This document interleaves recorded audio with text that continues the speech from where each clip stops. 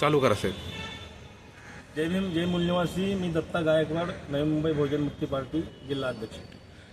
Sir, आज तुम्ही इथे आलेला आहात बहुजन मुक्ती पार्टीच्या माध्यमातून कोकण भवनमध्ये. आज तुम्ही कोकण आयुक्तांना जे निवेदन दिलं ते कशाशी संबंधित होतं? असं आहे की 2013ला 8 ऑक्टोबर 2013ला जे सुप्रीम कोर्टाने तो जजमेंट दिला होता, त्या जजमेंटच्या विरोधात महाराष्ट्रामध्ये ज्या निवडणुका होत आहेत, आता 2 डिसेंबरला ज्या नगर परिषदेच्या निवडणुका झाल्या आणि आता 15 जानेवारीला महानगरपालिकेच्या ज्या निवडणुका होत आहेत, की त्या निवडणुका विदाऊट व्हीव्हीपॅटच्या होत आहेत असं आम्हाला समजलं आहे.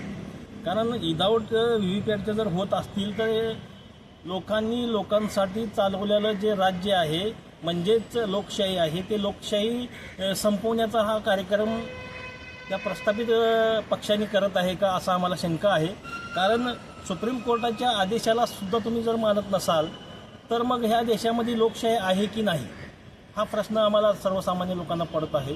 आणि त्यामुळं त्या ज्या निवडणुका होत आहेत ते विदाऊट व्हीव्हीपॅटचा निवडणुका जर होत असतील तर मग निवडणुका घ्याव्याच कशासाठी?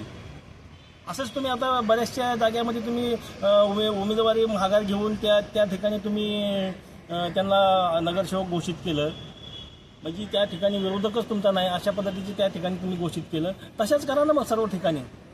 म्हणजे लोकतंत्रच तुम्हाला जर मान्य नसेल तर त्या पद्धतीचं तुम्ही करा. कारण का तुम्ही सुप्रीम कोर्टाचं ऐकत नाही, सुप्रीम कोर्टाच्या जजमेंटचं ऐकत नाही, म्हणजेच ह्या देशामध्ये लोकशाही तुम्हाला टिकवायचं नाही.